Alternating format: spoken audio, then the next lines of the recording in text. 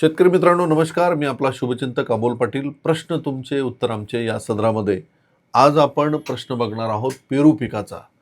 मला साहिल कोरे ह्या शेतकऱ्यांनी प्रश्न पाठवला पेरूचा. तुमच्या शेड्यूलप्रमाणे सगळ्या औषधे सोडतोय, सेटिंग छान झालेली आहे, फक्त कुठेतरी गळ होतंय.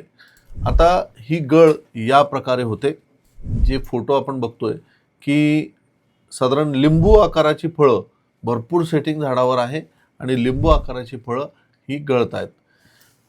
मित्रांनो याचं कारण सगळ्यात महत्त्वाचं कारण म्हणजे टेम्परेचरचा इम्बॅलन्स. रात्रीचं तापमान आणि दिवसाच्या तापमानामध्ये खूप भयंकर मोठी तफावत.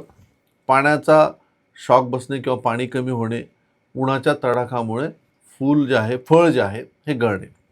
यासाठी सगळ्यात पहिली उपाययोजना, शक्य झालं संध्याकाळी 4-5 वाजेनंतर किंवा रात्री एका सरीनंतर एका सरीमध्ये जर मोकळं पाणी देता आलं तर रूट झोन हा प्रचंड ॲक्टिव्ह होईल, टेम्परेचर कंट्रोल व्हायला मदत होईल. हे सगळ्यात महत्त्वाचं काम. दुसरं, जमिनीमधून आपल्याला फॉस्फरस आणि पोटॅशियम उपलब्ध करण्यासाठी जर मोकळं पाणी दिलं असेल तर बॅक्टेरियाचा वापर फार फायदेशीर ठरेल. म्हणून या ठिकाणी मी रिकमेंड करेल, एका एकरसाठी 1 लिटर NPK कॉन्सो, 200 ग्राम व्हॅमिझोन, 2 किलो गुळ हे रात्रभर भिजत ठेवून ड्रिपने जर सोडून दिलं तर जमीन ओली असणं गरजेचं आहे. मोकळं पाणी जर दिलं असेल तर हे जर ड्रिपने सोडलं तर बॅक्टेरिया जमिनीतला स्फुरद आणि पालाश उचलायला मदत करेल.